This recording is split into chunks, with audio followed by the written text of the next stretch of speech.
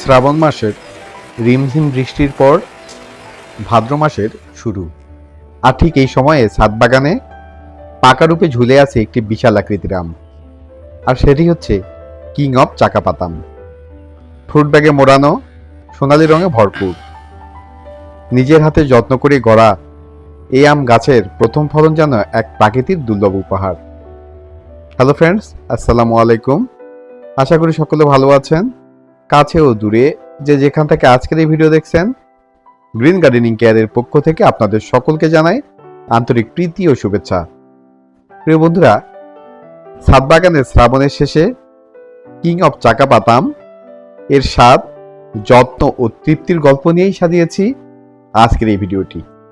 তাই বন্ধুরা, ভিডিওটি অত্যন্ত গুরুত্বপূর্ণ হতে চলেছে।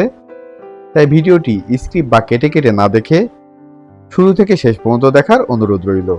আর আপনারা যারা গ্রিন গার্ডেনিং কেয়ারের নতুন দর্শক, পরবর্তীতে এরকম ছাদ কৃষি বা গার্ডেনিং সংক্রান্ত বিভিন্ন বিষয়ের উপর নতুন নতুন ভিডিও পেতে হলে চ্যানেলটি সাবস্ক্রাইব করে পাশে থাকা অল নোটিফিকেশন বেলটি অন করে রাখবেন।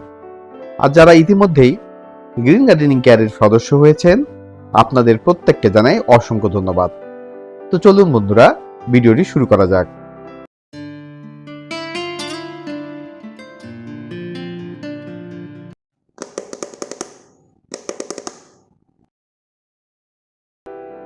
প্রিয় সবুজপ্রেমী বন্ধুগণ, প্রথমেই জানাবো কিং অফ চাকাপাত কেন এত জনপ্রিয়। কিং অফ চাকাপাতাম বাংলাদেশে দিন দিন জনপ্রিয় হচ্ছে এর বিশাল আকৃতি, ঘন মিষ্টি স্বাদ ও আঁশবিহীন মোলায়েম গঠনের কারণে। এক একটি আমের ওজন প্রায় 1 কেজি পর্যন্ত হয়ে থাকে। স্বাদে এই আম সুগন্ধিযুক্ত ও রসালো, এবং বাজারে এর চাহিদা অনেক বেশি। প্রিয় বন্ধুরা, এবার জানাবো কিং অফ চাকাপাত গাছের যত্ন ও পরিচর্যা। প্রথমে জানাবো এর রোপণ পদ্ধতি সম্পর্কে। কিং অফ চাকাপাতামের চারা কাছের যে কোনো ভালো নার্সারিতে অথবা বিশ্বস্ত অনলাইন সেলারের কাছ থেকে খুব সহজেই সংগ্রহ করতে পারেন।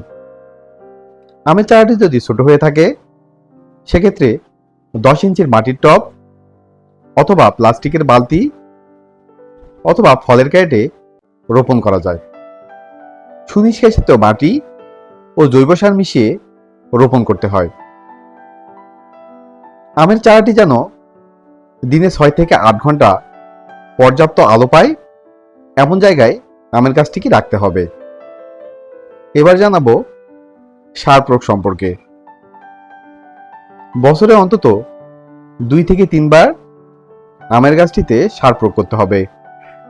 বর্ষার আগে এবং বর্ষার পরে এই 2 বার যদি আমের গাছটিতে সার প্রয়োগ করা যায়, তবে আমের গাছটি ভরে মুকুল চলে আসে এবং প্রচুর পরিমাণে আমের গুটি সেট হয়। ফুল আসার পূর্বে এবং ফল সেট হওয়ার পরে অবশ্যই পটাশ ও বোরন স্প্রে করতে হবে। এতে করে অধিক পরিমাণে আমের ফলন পাওয়া যায়। এইবার দ্বিতীয় যে যত্ন পরিচর্যাটির কথা বলবো, সেটি হচ্ছে ছত্রাক ও পোকা প্রতিরোধ করা। আম গাছটিতে মুকুল আসার আগে, মুকুল এলে এবং গুটি সেট হওয়ার পর থেকে নিয়মিত ভালো কোনো কীটনাশক ও ছত্রাকনাশক স্প্রে করে যেতে হবে। তবে খেয়াল রাখতে হবে, মুকুল ফুটে গেলে কোনো অবস্থায় কোনো ধরনের ছত্রাকনাশক এবং কীটনাশক একেবারেই স্প্রে করা যাবে না, কেননা এই সময় ফুলের পরাগায়ন নিশ্চিত হয়ে থাকে এবং অধিক পরিমাণে আমের গুটি সেট হয়ে থাকে। তবে আপনি যদি একেবারেই বিষমুক্ত আম খেতে চান, তবে ফেরোমন ফাঁদ অথবা ফল গুটি হওয়ার পর থেকেই ফ্রুট ব্যাগিং করুন, যাতে পোকামাকড় ও সূর্যের ক্ষতি থেকে আমগুলো রক্ষা পায়।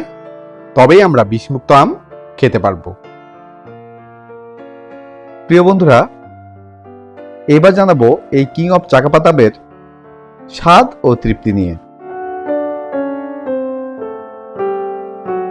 আজকের এই আমটি গাছে প্রাকৃতিকভাবেই পেকে গেছে। কোনো রাসায়নিক সার নয়, শুধু যত্ন, সময় আর ভালোবাসার ফসল। আমটির গন্ধেই বোঝা যাচ্ছে কতটা রসালো ও মিষ্টি। নিজ হাতে হারভেস্ট করার সময় যে তৃপ্তি, তা ভাষায় প্রকাশ করা বেশ কঠিন। এই আমটির মূল বৈশিষ্ট্য হচ্ছে এর বিশাল আকৃতি। বিশাল আকৃতি হওয়ার কারণে যে কারো নজর কাড়বে এই আমটি। শুধু তাই নয়, আমের শেষ মৌসুমে এসে এই কিং অফ চাকাপাত আমের মিষ্টতা ও স্বাদ আপনাকেও চমকে দিবে। ছাদ বাগানে কিং অফ চাকাপাত আম চাষ করা যেমন সহজ, তেমনই লাভজনক। আপনি যদি একটু সময় দেন, তাহলে এই আম আপনার পরিবারের ফলের চাহিদা মেটানোর পাশাপাশি এক অপূর্ব অভিজ্ঞতাও দিবে। তাই আসুন সবাই মিলে ছাদ বাগানে আম চাষ করি, নিজের হাতে পাকা আমের স্বাদ উপভোগ করি। তো এই ছিল আজকের ভিডিওটি যদি ভালো লেগে থাকে তাহলে অবশ্যই বেশি বেশি লাইক ও আপনার সোশ্যাল পেজে শেয়ার করে দিবেন, যাতে করে আপনার ফ্যামিলি মেম্বার্স ও অন্যান্য সবুজপ্রেমী বন্ধুগণ উপকৃত হতে পারেন। আর পরবর্তীতে এইরকম গার্ডেনিং বা ছাদ কৃষি বিষয়ক বিভিন্ন বিষয়ের উপর নতুন নতুন ভিডিও পেতে হলে চ্যানেলটি সাবস্ক্রাইব করে পাশে থাকা অল নোটিফিকেশন বেলটি অন করে রাখবেন, যাতে করে গ্রিন গার্ডেনিং কেয়ারের কোনো নতুন ভিডিও আপলোড হলেই সবার আগে আপনি জানতে পারেন। আর ভিডিও সম্পর্কিত যদি কোনো প্রশ্ন থাকে তাহলে অবশ্যই কমেন্ট বক্সে কমেন্ট করে জানাবেন। তো দেখা হবে নতুন কোনো এক ভিডিওতে।